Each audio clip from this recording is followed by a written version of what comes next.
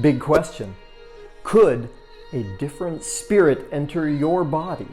And if it did, what would happen? Have you ever wondered if the paranormal or supernatural is real? I had never thought about the possibility of a spirit entering another body without an invitation. I'd seen channelers, though nothing ever like this. One of the weirdest parts is that my girlfriend didn't even know. No myths, no exaggerations, just an authentic, real-life eerie encounter. A genuine ghostly presence that astonishingly altered the course of my life. Ready to venture into this spectral tale with me? Aloha, y'all. Daniel Aaron here, your guide to vibrant living, and on this channel you get entertainment, empowerment, and inspiration to live your greatest, most vibrant life. Now, this story, completely true.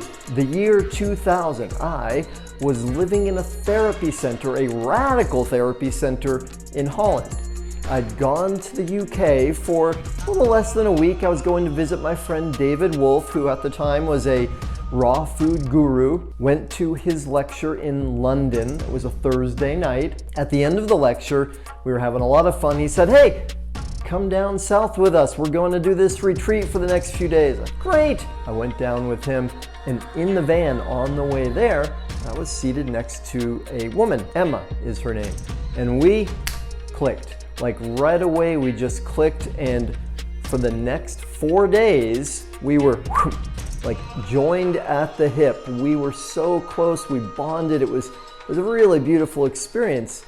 And it was a special time in her life in the sense that she had just experienced a week before the passing of her grandmother. And her grandmother was the closest person to her. She was her primary caregiver and somebody who just loved her beautifully and unconditionally. Emma and I, we had a great time through this experience. We were playing, we were learning, we were experiencing the retreat. And as it was coming to an end, I needed to fly back to Holland the next day. So we went together and we spent our last night together in a hotel room just outside of Heathrow. We were both young, both had different lives going on in different countries. We didn't know if we would see each other again, or if we did, when it would be. So we were really like relishing, enjoying those last moments together. And it was a small hotel room. It was getting late. We had traveled a long ways to get there. We were doing, the usual bedtime stuff. And because it was a small room, small bathroom, we took turns. And I remember this so distinctly. I came from the bathroom after showering, brushing my teeth, came back, and I sat down on the bed with her. And we were chatting for just a moment when I realized something had changed. At first it was subtle, just a weird feeling like, what's changed here? I had a bit of the chicken skin on my forearms, and I'm feeling into it, talking with her, and somehow I just become aware that the way she's speaking isn't like she had for the last 4.5 days. And as she says a little more, the content that she was speaking didn't really make sense to me. She was referring to things I didn't understand. And then, in an instant, it came to me. It was her grandmother.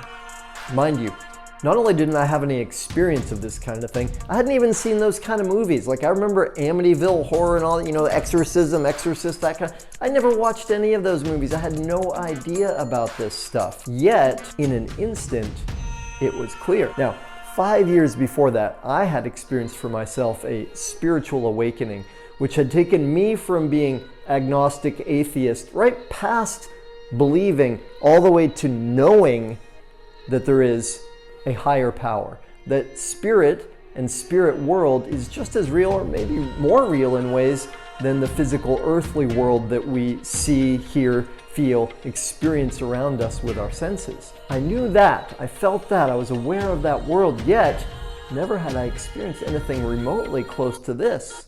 And so of course, I had no idea what to do. I had to just go by intuition in this situation.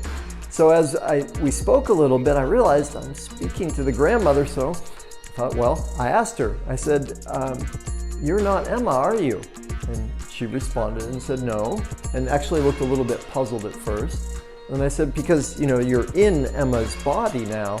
And then she yeah, okay, realized it. And so we spoke a little more, and I said, well, look, I know how much you love Emma. She's told me so much about you, and she just loves and worships you, and you can't stay. You can't stay in her body. And it was so fascinating, y'all, the moment of seeing through Emma's eyes that were just different in the subtlest ways, yet so clear. Her grandmother realized that what I'd said was she can't stay, that she had to leave. And at first, argue or fight. It wasn't one of those like graphic, the spirit's not gonna leave the body thing that I've learned about since. It was just like, no, I don't wanna go. I wanna stay with her. And it was really sweet. And somehow I knew, like, this isn't gonna work. So I just very gently explained to Grammy that even though they loved each other, Emma needed to move on with her life, and she had to proceed with grieving the grandmother. And you, Grandma, you also have a journey in front of you, and you have to move on to that. And so we chatted about it a little bit more, and eventually, a little bit reluctantly, she agreed. Now I know after studying this and learning about it, because I got fascinated about this after the experience, that this was a very unusual exorcism. Exorcism meaning the encouragement, or sometimes it's more than encouragement, it's directing a spirit to leave a body. And so when she finally agreed, what did she do? How did she do it? She just closed her eyes. Literally just closed her eyes, closed Emma's eyes, and then there was a moment where the eyes remained closed. And mind you, like, I was tired prior to this, going into this conversation, yet it was so creepy, eerie, and also exciting. I was like wired wide awake, so I'm watching with rapt attention these closed eyes, and then she opens the eyes. What happens when she opens the eyes? Well, it was Emma. Emma was back. And I'm looking at Emma like, oh my goodness, is she gonna know what's going on? And she just kind of looked at me puzzled for a minute and said, oh, you brushed your teeth. And I realized, like, whoa, she literally didn't know. And so then there was another little debate in me, like, well, what do I do with this? And it just seemed like the best thing to do was to explain it. And so I did. And also I had no idea at this point whether that would be within the belief spectrum for Emma. Though when I explained it to her, she got it. And I could see there was a sadness, like, oh, I missed it. Yet at the same time, she was touched in a way.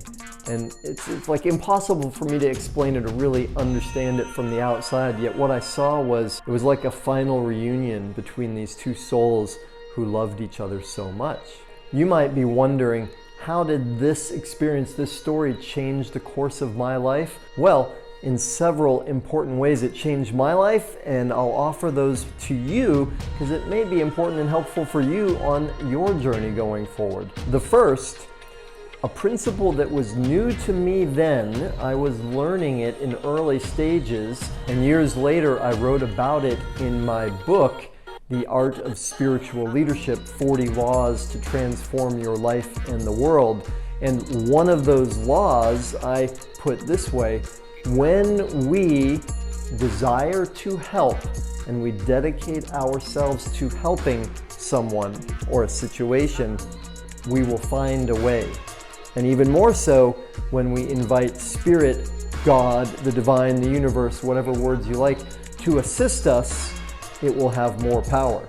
Now for me, I didn't understand at that point in my life that I could ask Spirit for assistance. So for me, what that meant was using my intuition. So the principle was that, well, if I go into the situation not knowing what to do, yet with a genuine desire to be helpful, to be loving, a way will emerge. I will figure out, something will come up. The second piece that was for me somewhat astonishing and revelatory was that just like in the physical world, the normal world, there's a huge range of people. Some are sweet and soft and quiet, and some are loud, and some are obnoxious, and some are greedy, and some are generous. There's a huge range, and it's just like that in the spirit world. Now, if you grew up with, like me, with these Hollywood images of spirits that need to be exorcised, even though I didn't watch the movies, I saw enough of the previews to know, like, that's a scary world. We tend to